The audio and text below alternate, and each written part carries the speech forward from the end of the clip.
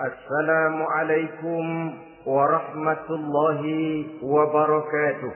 Waalaikumsalam warahmatullahi wabarakatuh. Bismillahirrahmanirrahim. Alhamdulillahi rabbil alamin. Wabihi nasta'inu ala umuri dunya waddin. والصلاة والسلام على أشرف الأنبياء والمرسلين سيدنا ومولانا محمد وعلى آله وأصحابه المجاهدين الطاهرين أما بعد. Saudara-saudara kaum muslimin rahimakumullah. Di dalam surah Al-Ankabut ayat 2, Allah Subhanahu wa ta'ala memberikan peringatan. Ahasiban nasu ayyutraku ayyaqulu amanna wa hum la yuftanun. Adakah manusia menyangka bahwa mereka akan dibiarkan saja mengucapkan amanna, dibiarkan saja mengatakan kami beriman kepada Allah, wa hum la yuftanun, padahal mereka belum diuji lebih dahulu. Ini berarti apabila seseorang sudah berani mengatakan amanna, kami beriman kepada Allah, maka hendaklah ia bersiap-siap untuk menghadapi ujian. Setelah ujian datang, barulah akan nampak nyata kadar dan kualitas keimanan yang dimiliki oleh seseorang. Timbul pertanyaan, mengapa orang yang beriman yang justru diuji oleh Allah Subhanahu wa ta'ala? Logikanya tentu ringan saja, bahwa yang mengikuti ulangan di sekolah tentu adalah anak-anak sekolah. Kalau tidak sekolah, tentu saja tidak perlu ikut ulangan. Makin tinggi kelasnya, makin berat soal ulangan yang diberikan kepadanya. Demikianlah dalam kehidupan beragama. Justru yang beriman, yang mendapat ujian dari Allah Subhanahu wa ta'ala, semakin tinggi nilai kualitas keimanannya, akan semakin berat ujian dan cobaan yang diberikan kepadanya. Nabi kita Muhammad sallallahu alaihi wasallam pernah pula memperingatkan. Beliau bersabda, "Inna asyaddal bala'i al-anbiya, thumma al-awliya, thumma al-ulama, thumma al-amsal fal-amsal, ubtuliyan nasu ala hasabi dinih." Sesungguhnya ujian yang paling berat adalah yang telah diberikan Allah kepada para nabi-nabi. Di bawah itu adalah para aulia, kemudian para ulama, bertahap ke bawah dan ke bawah, diuji setiap orang menurut keteguhan dan kekuatannya berpegang kepada agamanya. Jadi semakin teguh kita berpegang kepada ajaran agama, semakin dekat kita dengan aturan-aturan agama, semakin berat ujian dan cobaan yang datang menimpa kehidupan ini. Maka persoalan inilah yang akan kita bicarakan pada pertemuan kali ini, tentang cobaan-cobaan yang datang menimpa kehidupan kita. Pokok persoalannya adalah surah Al-Baqarah ayat 155. Allah Subhanahu wa ta'ala menjelaskan jenis-jenis ujian yang diberikan kepada kita orang-orang yang beriman. Dalam Al-Baqarah 155 itu Allah Subhanahu wa ta'ala menjelaskan, وَلَنَبْلُوَنَّكُمْ بِشَيْءٍ مِّنَ الْخَوْفِ وَالْجُوعِ وَنَقْصٍ مِّنَ الْأَمْوَالِ وَالْأَنفُسِ وَالثَّمَرَاتِ وَبَشِّرِ الصَّابِرِينَ الَّذِينَ إِذَا أَصَابَتْهُمْ مُصِيبَةٌ قَالُوا إِنَّا لِلَّهِ وَإِنَّا إِلَيْهِ رَاجِعُونَ. وَلَنَبْلُوَنَّكُمْ بِشَيْءٍ مِّنَ الْخَوْفِ, dan tentu dan pasti kata Allah, kami akan menguji kamu sekalian, kami akan mencoba kamu sekalian dengan sebagian kecil dari rasa takut. Wal ju', rasa lapar, wa naqsim minal amwal wal anfusi was samarat, kekurangan harta, jiwa dan buah-buahan. Ada 5 macam jenis ujian yang dijelaskan di dalam Al-Baqarah 155 ini. Yang pertama, walanabluwannakum bisyai'im minal khauf. Kami uji, kami coba kamu dengan sebagian kecil daripada rasa takut. Setiap manusia terlahir dengan membawa 2 sifat. Yang kontroversi, akan disebut apa seseorang bergantung kepada sifat mana yang lebih menonjol di dalam dirinya. Tiap orang punya rasa berani, tiap orang punya rasa takut. Kalau beraninya lebih besar daripada takutnya, ia dinamakan pemberani. Tapi kalau takutnya yang lebih besar daripada beraninya, ia dinamakan penakut. Tapi yang jelas, 2 sifat kontroversial ini memang ada dalam diri manusia. Akan diuji kamu sekalian dengan sebagian kecil daripada rasa takut. Takut yang kadang-kadang tidak beralasan. Yang kaya takut jatuh miskin, yang punya jabatan takut kehilangan kedudukan dan pengaruhnya, dan pada akhirnya yang hidup pun menjadi takut mati. Sesuatu yang sungguh tidak beralasan dan menimbulkan kegelisahan di dalam kehidupan. Mari kita lihat dampak yang ditimbulkan oleh rasa takut ini. Ada orang kaya yang takut jatuh miskin. Akibat rasa takutnya ini, pertama, ia menumpuk-numpuk harta sebisa-bisanya dengan menghalalkan segala macam cara. Tidak peduli halal haram, tidak ngerti hak batil, tidak tahu hak dan pantas dan ma'ruf munkar atau tercela. Yang penting ia bisa menumpuk-numpuk harta, menimbun-nimbunnya, tidak hanya cukup untuk dirinya sendiri. Kalau perlu anaknya sudah dipersiapkan untuk jadi orang kaya. Cucunya disiapkan jadi orang kaya. Anak cucunya, cucu-cucunya, seluruhnya. Dia takut jatuh miskin. Kemudian akibat dari rasa takut ini, ia pun terjebak ke dalam penyakit bakhil bin pelit alias kikir.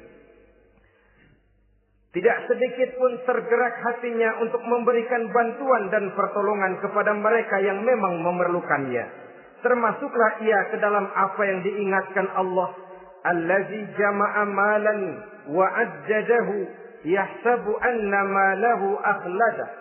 Orang-orang yang menumpuk-numpuk harta kemudian menghitung-hitungnya. Dia menyangka bahwa hartanya akan dapat mengekalkan kehidupannya di dunia ini. Dia menyangka hartanya akan dapat mengekalkan kebahagiaannya di dalam kehidupan ini. Maka kerjanya hanya menumpuk dan menumpuk. Dan dia sangat takut untuk jatuh miskin. Saudara-saudara kaum muslimin rahimakumullah. Lalu yang kebetulan punya jabatan takut kehilangan kedudukan dan pengaruhnya. Maka ia akan melakukan segala cara dan jalan untuk menjaga keamanan dan ketenangan dari jabatan yang sedang didudukinya. Hilang kesadaran bahwa jabatan adalah amanah. Hilang pengertian bahwa kedudukan adalah alat untuk berbuat baik dan mengabdi kepada sesamanya. Yang ada pikirannya hanyalah bagaimana menjaga kedudukan dan pengaruhnya agar tetap ada dalam dirinya. Segala cara pun dilakukan dan kadang-kadang ia kehilangan kontrolnya. Kemudian pada akhirnya manusia pun dilanda oleh perasaan takut mati. Sungguh sangat tidak beralasan sama sekali. Karena mati adalah kewajiban dari semua yang bernama hidup. Dan Nabi mengingatkan, al-mautu babun fa kullun nasi dakhilu. Mati adalah merupakan satu pintu yang setiap orang akan masuk ke dalam pintu itu. Bahkan mati sesungguhnya bisa merupakan nasihat di dalam kehidupan kita. Beliau bersabda, taraktu fikum nasihataini, natiqan wa samitan. Aku tinggalkan kepada kamu 2 macam nasihat. Pertama, nasihat yang pandai bicara, dan yang kedua, nasihat yang diam saja. Sahabat bertanya, nasihat yang pandai bicara itu apa ya Rasul? Beliau menjawab, Al-Quran. Kalau nasihat yang diam saja apa ya Rasul? Beliau menjawab, maut. Saudara-saudara kaum muslimin rahimakumullah. Yang kaya takut miskin.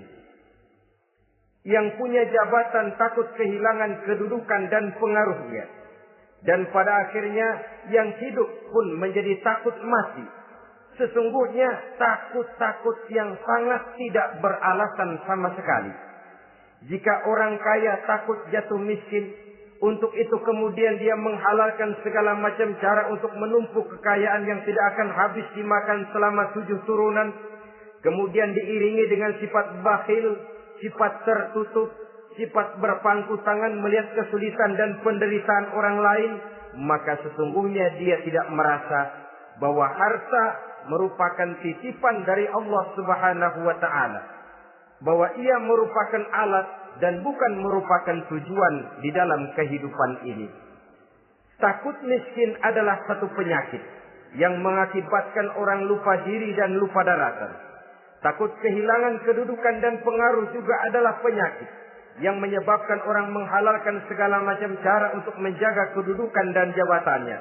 Dan takut mati juga sebenarnya sesuatu yang tidak beralasan. Sebab siapa yang berani hidup harus berani pula menghadapi mati. Yang takut mati tidak usah hidup saja. Karena mati adalah kewajiban bagi semua orang-orang yang hidup. Oleh karenanya, rasa takut yang tidak beralasan sesungguhnya merupakan ujian untuk menguji nilai-nilai keimanan yang ada di dalam diri kita.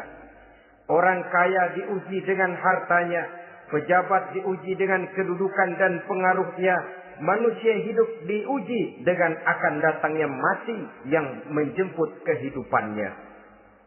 Menghadapi ujian-ujian semacam ini, maka marilah kita menyadari, yang kaya tidak perlu takut miskin.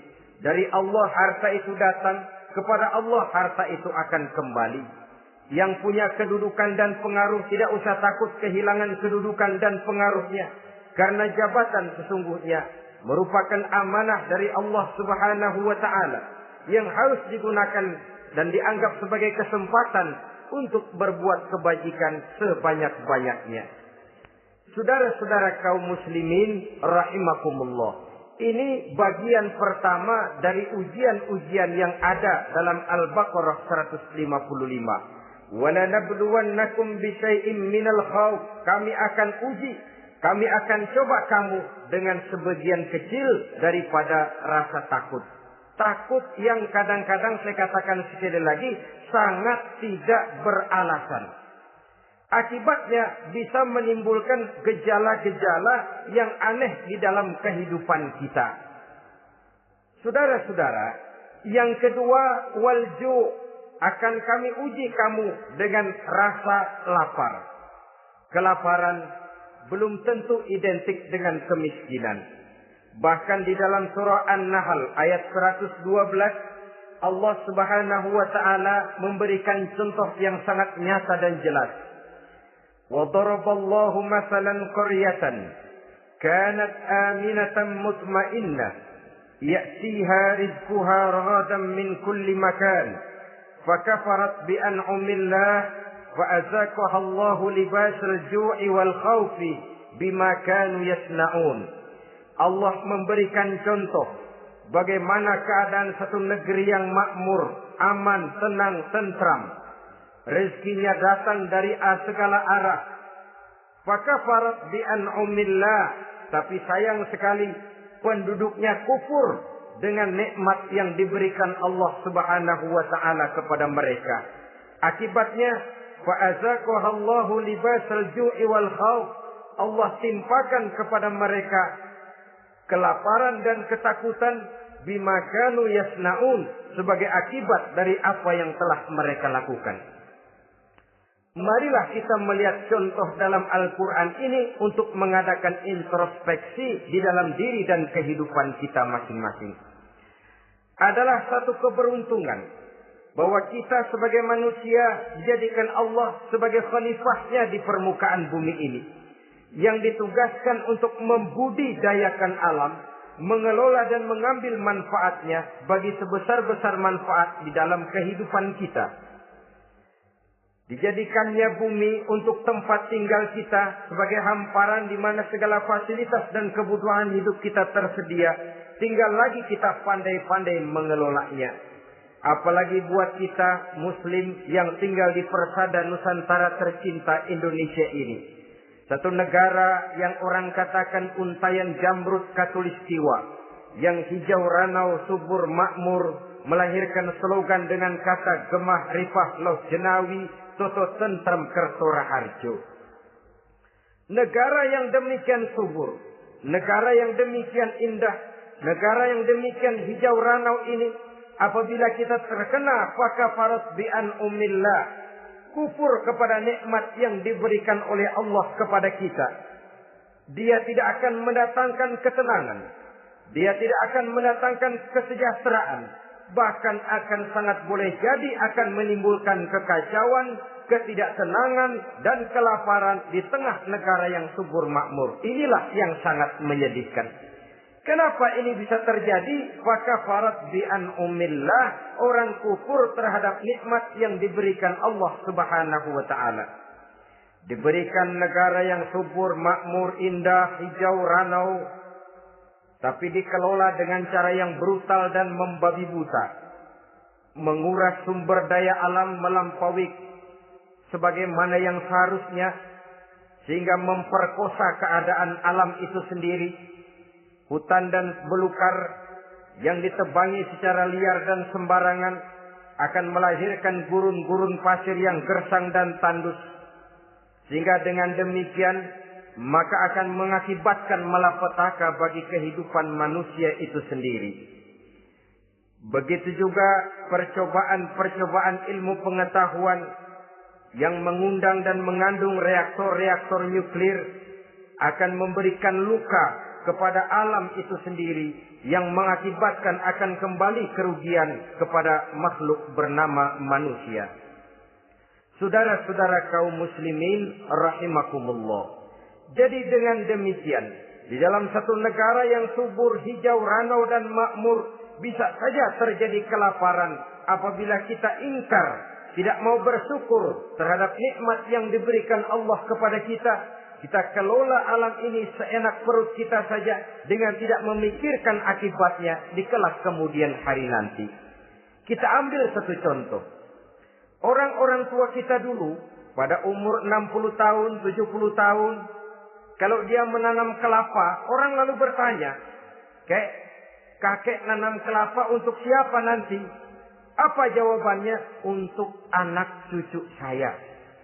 Umur 60 tahun atau umur 70 tahun, ia masih menanam pohon kelapa. Untuk apa katanya? Untuk anak cucu saya di belakang kemudian hari nanti. Orang yang bisa menanamkan sesuatu untuk generasi yang akan datang, itulah orang tua yang bijaksana. Tapi orang yang menanam sesuatu hanya untuk kepentingan dirinya sendiri saja, maka itulah orang yang hanya mementingkan diri sendiri atau orang egois. Tapi lebih celaka lagi, orang yang mau melakukan sesuatu yang akan meninggalkan akibat bagi generasi yang akan datang, akibat yang tidak baik, itulah orang yang aniaya, orang yang zalim di dalam kehidupan kita. Bumi, tempat di mana kita manusia tinggal, bukan satu wujud yang tanpa batas. Pernahkah kita membayangkan cuma satu bumi untuk dihuni oleh 5 miliar lebih dari makhluk bernama manusia, yang kadang-kadang pertumbuhan sarana untuk menunjang kehidupan tidak sepesat pertumbuhan jumlah makhluk bernama manusia itu sendiri. Oleh karena itu kita dituntut untuk pandai-pandai mengelola, membudidayakan alam ini dengan tetap menjaga keseimbangannya, sehingga bahaya kelaparan yang merupakan ujian di dalam kehidupan, insya Allah tidak akan kita temukan di dalam kehidupan kita. Saudara-saudara kaum muslimin rahimakumullah. Ini kelaparan dalam artian sebagai satu bangsa. Bisa juga kelaparan dalam artian dalam kehidupan pribadi daripada manusia. Hidup ini kata orang berjalan bagaikan roda pedati. Sekali tempo naik kita ke atas, lain saat turun kita ke bawah. Ada saatnya kita jaya, ada saatnya kita pun mengalami kemunduran. Oleh karena itu, pasang surut kehidupan ini membuat orang seharusnya sadar bahwa pasang surut itu tidak harus menyebabkan pasang surutnya dia di dalam melaksanakan ibadahnya kepada Allah Subhanahu wa Ta'ala.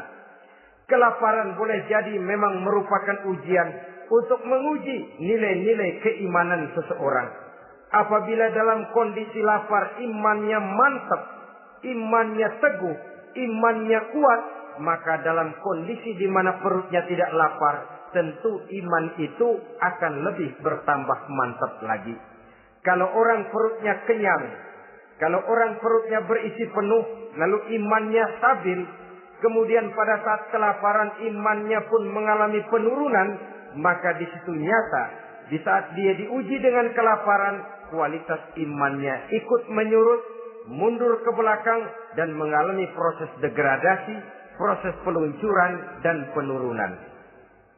Oleh karenanya, marilah kita menyadari Allah Subhanahu wa Ta'ala senantiasa memberikan yang terbaik kepada kita bersama. Kelaparan, apabila kita terima dengan sikap lapang dada, tidak akan menyebabkan kita menjadi berbuat nekat. Tetapi kita tetap dalam kontrol, tetap dalam keadaan yang stabil, tidak keluar dengan melakukan perbuatan-perbuatan yang negatif. Bagaimanapun kita ingin membela dan mempertahankan kelangsungan hidup, betapa dan bagaimanapun kita ingin menjaga kelangsungan perut, namun kita tetap tidak keluar dari norma-norma dan kaedah-kaedah yang telah ditentukan di dalam kehidupan beragama. Inilah cobaan yang kedua yang ada dijelaskan dalam Al-Baqarah ayat 155 tadi berupa kelaparan. Yang ketiga, wa naqsim minal amwal, kekurangan harta alias kemiskinan. Kemiskinan, saudara-saudara, merupakan ujian dari Allah Subhanahu wa Ta'ala untuk menguji sejauh mana kekuatan iman yang kita miliki di dalam kehidupan. Tetapi sesungguhnya bukan hanya kemiskinan, kekayaan pun pada hakikatnya juga merupakan ujian. Namun umumnya manusia akan lebih merasa diuji jikalau dia miskin daripada diuji jikalau dia menjadi orang yang kaya. Pada sisi lain kenyataan mengatakan banyak orang lulus ketika diuji dengan kemiskinan, tetapi gagal berantakan setelah diuji dengan kekayaan. Kemiskinan pun apabila kita lihat dari segi kehidupan bermacam bentuknya. Ada kemiskinan di bidang ilmu pengetahuan. Karena kemiskinan dan kebodohan memang merupakan dua saudara yang seakan-akan sekandung. Yang satu bisa menimbulkan yang lain, tapi paling celaka kalau keduanya sudah berjalan beriringan. Maksud saya, kemiskinan bisa menimbulkan kebodohan, kebodohan bisa menimbulkan kemiskinan, tapi yang paling celaka sudahlah miskin, bodoh pula. Miskin ilmu. Yang kedua, miskin akhlak. Ini lebih parah lagi daripada miskin ilmu. Kalau miskin ilmu orang sekedar goblok bin bodoh alias tolol, maka miskin akhlak ini menyebabkan orang kurang ajar, tidak punya budi pekerti. Sehingga dengan demikian miskin akhlak sesungguhnya lebih bahaya daripada miskin ilmu. Adapun miskin yang kita kenal pada umumnya dan juga yang dimaksud dalam ayat ini adalah miskin harta. Imam Ali karramallahu wajhah pernah memberikan peringatan. Kadal faqru ayyakuna kufran. Boleh jadi kemiskinan mendekatkan orang kepada kekufuran. Dengan kata lain, biasanya kemiskinan bisa membuat orang nekat. Kalau sudah nekat, maka bukan cuma harga diri yang terjual, bukan cuma keluarga yang terjual, bukan cuma nilai-nilai materi yang dimilikinya yang terjual, bahkan iman dan keyakinannya, akidah dan pandangan hidupnya pun tidak akan segan-segan digadaikannya, dijualnya untuk mengatasi kelaparan dan kemiskinan itu tadi. Padahal selalu diingatkan, pandangan dan keyakinan, iman sesungguhnya merupakan insan paling mahal, sesungguhnya merupakan mutiara paling berharga di dalam kehidupan kita. Maka kemiskinan memang merupakan ujian. Banyak orang yang kebal berhadapan dengan segala macam cobaan, tapi pada saat diuji dengan kemiskinan, ia tidak tahan diri, ia tidak sanggup menjaga dan mempertahankan akidahnya, maka akidah yang cuma satu-satunya pun ikut terjual juga adanya. Saudara-saudara kaum muslimin rahimakumullah, mari kita menelusuri bahwa sesungguhnya Nabi menyatakan, ajaban li amril muslim, inna amrahu kullahu lahu khair. Aneh kata Nabi, aku heran kata Nabi, urusan orang Islam ini sesungguhnya semuanya baik. Baik bagaimana? Kalau dia kaya, dia bersyukur, dan itu baik. Kalau dia miskin, dia bersabar, itu juga baik. Jadi kaya bagi orang Islam baik, miskin bagi orang Islam juga baik. Kalau dia kaya, dia kan bisa berkata, alhamdulillah saya kaya, mudah-mudahan harta ini bisa menunjang ibadah saya kepada Allah Subhanahu wa taala. Baik. Kalau dia miskin, dia juga berkata, alhamdulillah saya miskin, mudah-mudahan di akhirat nanti pemeriksaannya tidak lama-lama seperti orang kaya. Ya kalau melarat yang mau diperiksa apaan? Memang nggak punya apa-apa. Yang kaya boleh jadi pemeriksaannya rada seret, banyak tikutannya. Saudara-saudara kaum muslimin, dua persoalan ini baik kalau kita tidak salah terima. Mana yang lebih baik? Tentu yang lebih baik menjadi orang kaya yang bersyukur. Dan itu memang wajar. Kaya, syukur. Miskin, sabar. Yang luar biasa kalau mau tahu, miskin, syukur. Kalau kaya, syukur memang mestinya. Miskin, sabar. Ya mestinya lah, miskin kagak sabar mau kemana? Tapi yang luar biasa sesungguhnya, miskin, syukur. Syukur bagaimana? Ya seperti saya katakan tadi. Alhamdulillah, mudah-mudahan di akhirat nanti pemeriksaannya tidak lama seperti orang yang kaya. Sehingga kata Nabi, setiap persoalan yang dihadapi umat Islam baik bagi dia. Miskin, baik. Kaya, baik. Asal orang tidak salah terima. Tapi sebaliknya, kalau salah terima, kaya, lupa diri. Miskin, lupa daratan. Pada posisi di mana dia sebenarnya tidak bisa menerima kenyataan dengan baik. Akhirnya kehilangan kontrol. Saudara-saudara kaum muslimin rahimakumullah. Karena itu pada pertemuan kali ini saya ingin mengajak kita bersama. Marilah kita menyadari betapapun kemiskinan yang datang menimpa, seluruhnya merupakan ujian yang datang dari Allah untuk menguji nilai-nilai keimanan kita. Jangan iman itu berubah, jangan akidah itu bergoyah, jangan keyakinan dan pandangan hidup itu tertukar dengan keyakinan dan pandangan hidup lainnya. Bahkan dalam kemiskinan, orang biasanya menemukan diri dan kepribadiannya. Dalam kemiskinan, orang bisa berjalan lebih lurus untuk mendekati Allah Subhanahu wa taala. Sesungguhnya kemiskinan bukan merupakan sesuatu yang harus kita takuti. Apalagi kalau ia memang merupakan ujian. Kemiskinan yang merupakan ujian adalah kemiskinan yang akan berakhir dengan kebaikan. Saudara-saudara kaum muslimin, tapi jangan lupa membicarakan pokok persoalannya. Ini kalau kemiskinan menimpa orang-orang yang beriman, itu yang ujian. Kalau nggak beriman, melarat, bukan ujian, persekot.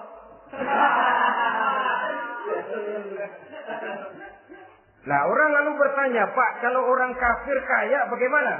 Nah, begini saudara-saudara. Dalam agama itu ada yang disebut nikmat, ada yang disebut istidraj. Kalau nikmat itu hanya diberikan kepada hamba-hamba yang beriman. Kalau istidraj itu diberikan kepada siapa saja yang mau berusaha. Tidak soal dia beriman atau tidak. Tidak soal dia mau bersujud atau tidak. Asal dia berusaha, dia dapat. Itu yang dinamakan istidraj. Seperti orang mancing ikan, mesti diberikan umpan. Setelah umpan itu dimakan, tidak langsung ditarik, tapi diulur dulu. Sampai kira-kira mata kail itu nyangkut di leher si ikan, baru diangkat ikan itu ke atas. Dan sampai di atas kita bisa maklum nasib ikan tadi. Bisa digetok, bisa dibacok, bisa digoreng, bisa dipepes. Tapi yang jelas nasibnya merana. Maka kalau ada orang makin jauh dari agama, makin kaya. Makin tidak mau sholat, makin berlimpah hartanya. Saudara tidak usah heran. Cukup dalam hati saja. Ikan lo. Jangan keras-keras, marah dia.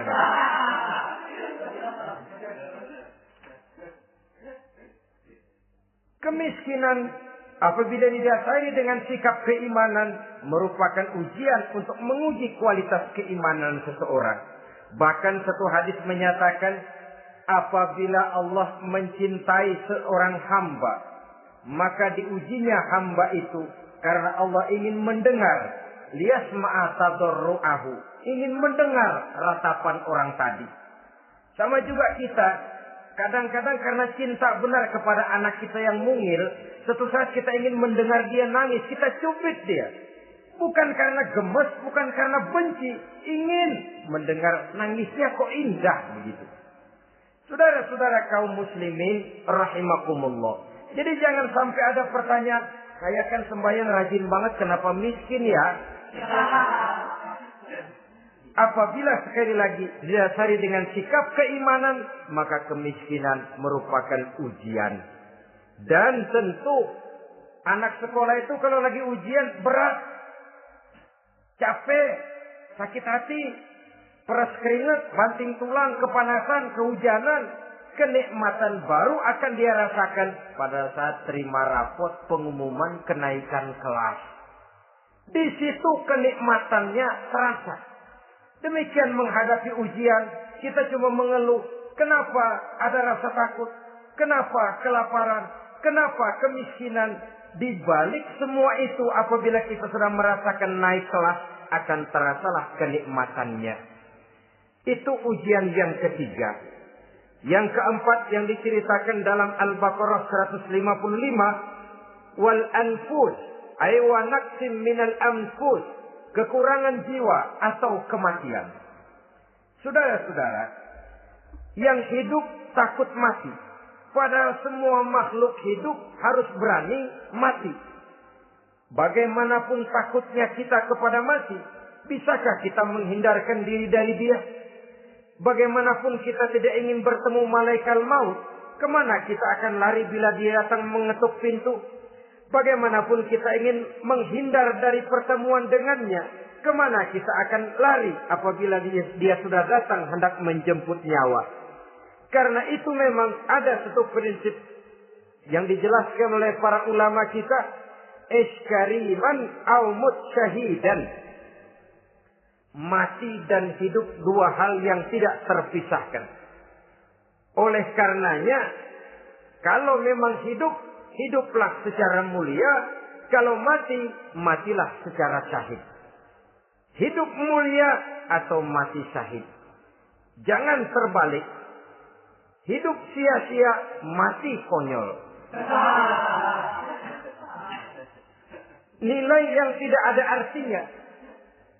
Alangkah nikmatnya hidup yang berisi kemuliaan, dan alangkah indahnya mati dalam nilai syahid.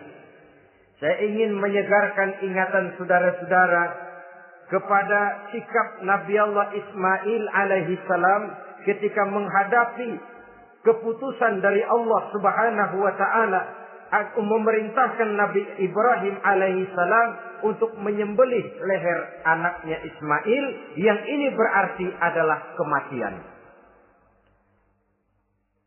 Ketika datang perintah untuk menyembelih leher Nabi Ismail, Nabi Ibrahim berkata kepada putranya, "Ya bunayya inni ara fil manami anni azbahuka fanzur maza tara." Ananda Ismail, ayah mimpi diperintah oleh Allah untuk menyembelih lehermu. Menurut pendapatmu bagaimana mimpi ini, nak? Laksanakan atau tidak usah? Saya tidak sanggup membayangkan. Anak cuma satu-satunya. Sudah lama diharapkan. Si buah hati belahan jantung pelanjut cerita penerus sejarah. Ketika anak ini sedang lucu-lucunya, turun perintah untuk menyembelihnya. Ya, kalau anak kita banyak, turun perintah potong leher anakmu, mungkin kita bisa pilih yang mana yang rada bandelan nih.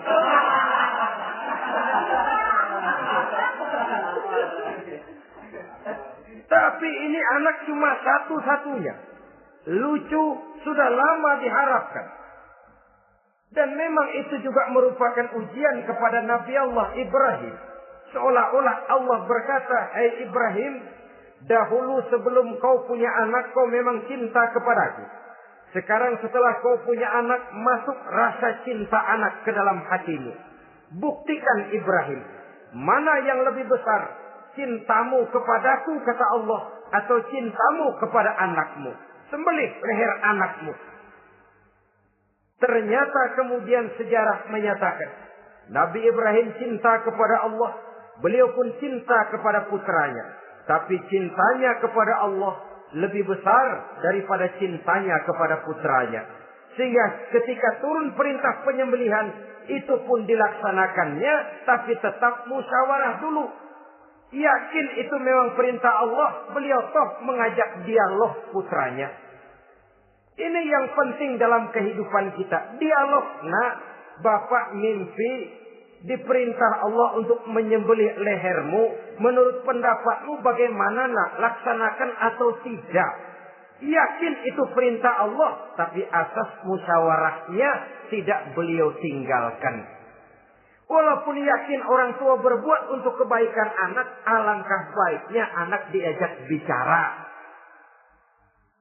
Sehingga dengan hasil pembicaraan ini nanti kita akan mengerti gejala perkembangan dan kemauan dari jiwa si anak tadi. Saudara-saudara kaum muslimin, apa jawaban Nabi Allah Ismail yang ketika itu masih remaja? Beliau menjawab, "Ya abatif al-ma tu'mar, satajiduni insyaallahu minas sabirin." Bapak, jikalau memang ini memang perintah Allah, laksanakan saja Bapak. Tidak usah ragu. Mudah-mudahan nanti Bapak akan menemukan saya termasuk ke dalam golongan orang-orang yang sabar. Ini pantulan doa Nabi Ibrahim dahulu ya, ketika meminta seorang keturunan yang merupakan anak yang soleh. Jawaban dari anak yang soleh. Kalau memang ini perintah Allah Bapak, laksanakan saja. Saya insya Allah termasuk ke dalam golongan orang-orang yang sabar. Kalau Allah memerintahkan Bapak untuk menyembelih leher saya, silahkan Pak. Saya ikhlas, saya ridho, saya rela untuk memenuhi perintah Allah Subhanahu wa Ta'ala. Ini jawaban anak soleh. Sebab itu sering saya katakan, kalau kita cuma punya anak pintar tidak soleh, mungkin jawabannya nggak begini. Nak, Bapak diperintah motong leher kamu, nak, bagaimana pendapatmu? Mungkin dia jawab, Bapak aja yang tuaan, Pak.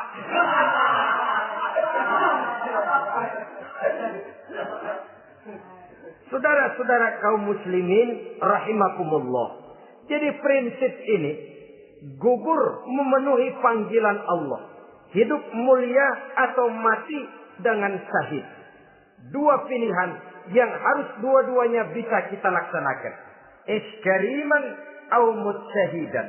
Kalau hidup, hiduplah dalam kemuliaan. Kalaupun mati, matilah sebagai syahid. Sebagai orang yang dikenang kebaikan dan kebajikannya. Sebagai orang yang dekat dan banyak berbuat untuk kepentingan agamanya. Jangan tidak tercapai kedua-duanya. Hidup tidak punya nilai, mati pun tidak punya arti. Sia-sia semuanya. Kita masih hidup, orang anggap nggak ada. Dalam istilah tauhid disebut wujuduhu ka'adamihi. Adanya sama dengan tidak adanya. Dia sih ada apa nggak ada, sama gitu-gitu juga. Alangkah ruginya kalau ada kita dianggap sama dengan tidak ada. Apalagi kalau kita sudah tidak ada, ya tidak ada beneran. Iskariman au mutsyahidan. Hiduplah mulia atau matilah sebagai syahid. Saudara-saudara kaum muslimin rahimakumullah. Mati sesungguhnya juga merupakan ujian. Untuk menguji sejauh mana persiapan yang sudah kita lakukan di dalam kehidupan ini untuk menyambut. Dan tidak cuma sekedar untuk menyambut, tapi juga untuk mengarungi kehidupan sesudah kematian itu sendiri. Sebab kematian bukan akhir dari segalanya. Kematian cuma satu pintu di mana kita akan masuk dan akan berjalan kembali menelusuri fase-fase kehidupan yang telah ditentukan oleh Allah Subhanahu wa taala. Saudara-saudara kaum muslimin rahimakumullah. Pembicaraan tentang kematian ini pun bisa kita evaluasi. Ada yang takut mati usahanya, ada yang takut mati karirnya, ada yang takut mati rezekinya, ada yang takut mati batinnya, ada yang takut mati jasmaninya, dan lain sebagainya. Seluruh ketakutan kepada kematian itu memang merupakan hal yang wajar. Ada yang takut mati usahanya, ada yang takut mati karirnya, ada yang takut mati rezekinya. Tapi kalau ketakutan itu lalu melahirkan perbuatan-perbuatan negatif yang menimbulkan penyimpangan, itu sudah di luar dari yang seharusnya. Kematian merupakan ujian. Menghadapi segala macam ujian termasuk kematian ini akan kita bicarakan pada bagian penutup nanti. Yang kelima, saudara-saudara, ujian yang dijelaskan dalam Al-Baqarah 155 tadi, wa naqsim minas samarat, kekurangan buah-buahan. Kekurangan buah-buahan bisa berarti paceklik. Ini juga bisa diakibatkan oleh apa yang dijelaskan dalam An-Nahl 112 tadi. Orang kufur kepada nikmat yang diberikan Allah Subhanahu wa taala. Orang jauh dari petunjuk-petunjuk agama. Merasa segala persoalan bisa dipecahkan dengan kemampuan otaknya. Hilang rasa ketergantungannya kepada Allah Subhanahu wa taala. Maka usahanya bisa berakhir dengan yang tidak diharapkan. Sudah bikin target, tahun ini kita bakal panen raya besar. Tahu-tahu tikus ngamuk. Habis padi digarap oleh tikus, panen bisa gagal. Bahkan beberapa tahun yang lalu, kita masih ingat bagaimana ulat-ulat menyerbu pohon-pohon jambu. Ribuan batang pohon jambu. Ribuan pohon-pohon jambu itu mati. Lalu jambu-jambu itu tidak bisa lagi dimanfaatkan dalam kehidupan. Tikus yang menyerbu sawah. Ulat yang menyerbu pohon-pohon jambu. Angin topan, puting beliung, gempa bumi. Itu sudah proses-proses di luar kemampuan manusia untuk mendeteksinya. Disinilah manusia harus sadar bahwa setelah ia berusaha dan berusaha sesuai dengan keterikatannya kepada hukum alam, kepada sunnatullah, maka ia harus punya sandaran vertikal kepada Allah Subhanahu wa taala. Agar bila usahanya berhasil, dia tidak lupa diri dan lupa daratan. Dan apabila usahanya kemudian ternyata gagal, dia tidak menjadi putus asa, buruk sangka, sempit hati, sempit pandangan. Cobaan datang dari Allah Subhanahu wa taala berupa kekurangan buah alias paceklik. Saudara-saudara, menghadapi cobaan dan ujian yang saya katakan tadi, 5 macam ini, Apa konsepnya? Apa jalan keluarnya? Ayat selanjutnya dalam kalimat tadi menjelaskan, wabasyiris sabirin, menghadapi ujian-ujian dalam hidup, baik rasa takut, kelaparan, kemiskinan, kematian, kekurangan harta, kekurangan buah-buahan. Wabasyiris sabirin, gembirakan orang-orang yang sabar. Menghadapi segala macam ujian tadi, gembirakan orang-orang yang sabar. Siapa orang yang sabar itu? Alladzina iza asabathum musibatun qalu inna lillahi wa inna ilaihi raji'un. Yaitu orang-orang yang apabila menghadapi ujian, ditimpa musibah, mereka berkata, sesungguhnya kami berasal dari Allah dan sesungguhnya kepada Allah pula kami akan kembali. Bukan cuma sekedar ucapannya, tapi penghayatannya kepada filsafat yang terkandung di dalam kalimat itu tadi. Maka jadilah dia semacam lipstick, jadilah dia semacam dekorasi. Apabila kita berjanji dan dalam hati kita sudah ada kemungkinan besar kita tidak akan datang, kita tetap menggunakan kata-kata insya Allah. Padahal yang jelas tidak akan mau datang adalah kita. Kita sandarkan dan kita kembalikan itu kepada Allah. Sesungguhnya kami berasal dari Allah. Sesungguhnya kepada Allah juga kami akan kembali. Bukan cuma sekedar ucapannya, tapi juga penghayatan kepada filsafat yang terkandung di dalamnya. Kalau suatu saat kita harus kehilangan harta yang kita miliki, kenapa tidak berpikir inna lillahi wa inna ilaihi raji'un? Bahwa dulu pun ketika lahir ke dunia ini, tidak ada harta yang saya bawa. Kalau sekarang harta itu hilang, inna lillahi wa inna ilaihi raji'un. Itu yang saya maksud. Kalau satu saat kita harus melepaskan pangkat jabatan yang kita sayangi, kenapa kita tidak kembali kepada inna lillahi? Dulu pun ketika waktu lahir ke dunia ini, tidak ada pangkat dan jabatan yang saya bawa. Kalau sekarang harus pensiun, inna lillahi wa inna ilaihi raji'un. Ini kadang-kadang enggak.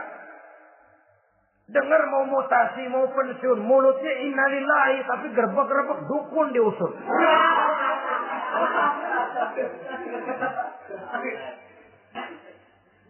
Keluarganya meninggal, mulutnya inna lillahi, tapi nangisnya tetap nggak mau berhenti. Bukan cuma sekedar ucapannya, tetapi penghayatan kepada nilai dan filsafat yang terkandung di dalam kalimat inna lillahi itu. Sesungguhnya segalanya saja berasal dari Allah. Segalanya saja akan kembali kepada Allah Subhanahu wa ta'ala. Kalau ini yang kita jadikan landasan, maka sesungguhnya menghadapi berbagai ujian ini, kita tidak akan salah tingkah. Tidak akan salah tingkah, tidak akan salah sikap.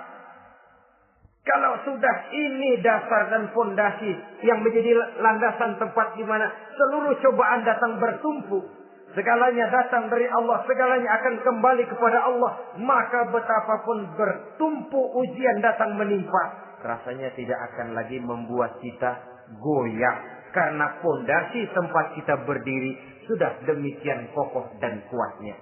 Dan fondasi itu inna lillahi wa inna ilaihi raji'un. Segalanya datang dari Allah. Segalanya akan kembali kepada Allah Subhanahu wa ta'ala. Keyakinan ini memberikan kelapangan jiwa. Dari kelapangan jiwa maka akan tertuang ketenangan dan ketentraman. Jauh dari stres, jauh dari darah tinggi, jauh dari bingung, jauh dari rasa takut, segalanya sudah kita kembalikan kepada Allah Subhanahu wa ta'ala. Saudara-saudara kaum muslimin rahimakumullah. Oleh karenanya, ini jalan keluar dan inilah orang yang sabar. Yaitu orang yang mengembalikan segala persoalan bahwa segalanya datang dari Allah, segalanya akan kembali kepada Allah. Bukan sabar dalam pengertian kita sehari-hari. Sabar, maaf ya, dalam pengertian kita sehari-hari biasanya orang yang sabar yang gak banyak tingkah. Diam, gak salah apa-apa, kepala dikelepak. Diam aja. Ente nggak salah apa-apa dikelepak diem ya. Gue lagi sabar, diem loh. Rasanya ini sih, kalau sabar macam ini yang kita punya, boleh jadi kita akan tertindas terus.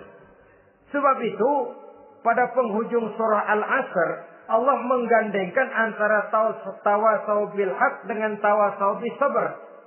Kebenaran dan kesabaran, dua hal yang memang tidak boleh terpisahkan satu dengan yang lain.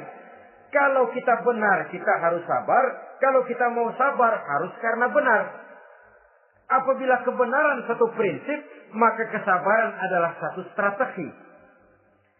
Prinsip yang tanpa strategi bisa membuat kita tidak akan mencapai tujuan yang kita harapkan. Artinya, kebenaran tanpa kesabaran membuat kita mudah dipatahkan orang. Tapi kesabaran tanpa kebenaran akan membuat kita diinjak terus oleh orang lain. Karena itu, kalau yakin kita benar, harus sabar. Kalau mau bersabar, harus karena benar. Dalam hal ini, sifat sabar yang dicontohkan oleh Rasulullah Sallallahu Alaihi Wasallam sungguh memang merupakan jadi panutan. Sepanjang persoalannya adalah persoalan pribadi. Sepanjang pribadi beliau yang dihina. Sepanjang pribadi beliau yang dicaci maki. Beliau biasanya bisa mengendalikan diri. Tapi kalau sudah agama masalahnya, maka beliau pun tidak segan-segan mencabut pedang maju ke medan perang. Bukan untuk memaksakan agama dan keyakinan. Karena agama dan keyakinan memang tidak bisa dipaksakan. Tapi untuk menjaga, membela dan mempertahankan agama dari hinaan, cemoohan dan caci maki orang lain. Yang kita lakukan sebaliknya. Kalau pribadi kita yang dihina, marahnya 17 langit. Tapi kalau sudah agama dicaci maki orang, agama dihina orang, agama diremehkan orang, biarin dah, masih banyak ustaz. Cuma masalah ustadzkah agama itu? Cuma urusan kiaikah agama itu? Tidak. Agama itu urusan setiap pribadi muslim. Ya, dia jadi pengusaha. Ya, dia jadi pejabat. Ya, dia jadi seniman. Ya, dia jadi teknokrat. Ya, dia jadi ekonom. Ya, dia jadi pakar di berbagai bidang. Agama adalah masalah setiap kita. Kalau pribadi Nabi yang dicaci, pribadi yang dihina dan dicemoohkan orang, beliau mengendalikan diri. Tapi kalau sudah agama taruhannya, beliau tidak segan-segan cabut pedang maju ke medan perang. Sabar tapi pada tempatnya. Sabar tidak dalam artian diam, delohom, ayem-ayem, gelenggem, menunggu embun yang turun dari langit. Emang lagi lapar, sabar aja. Gak usah makan, nanti juga waktunya Tuhan kasih kenyang-kenyang. Kalau sabar macam ini yang kita pakai, lapar terus dah. Emang giliran sakit, sabar aja. Gak usah berobat, nanti juga waktunya baik, sembuh. Mati terus dah.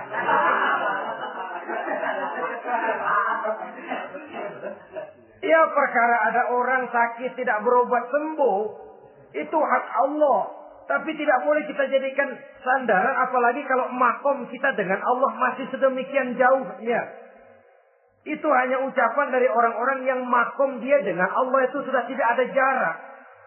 Permohonannya dipenuhi, kehendaknya dituruti, sebab dia dengan Allah sudah sedemikian dekatnya.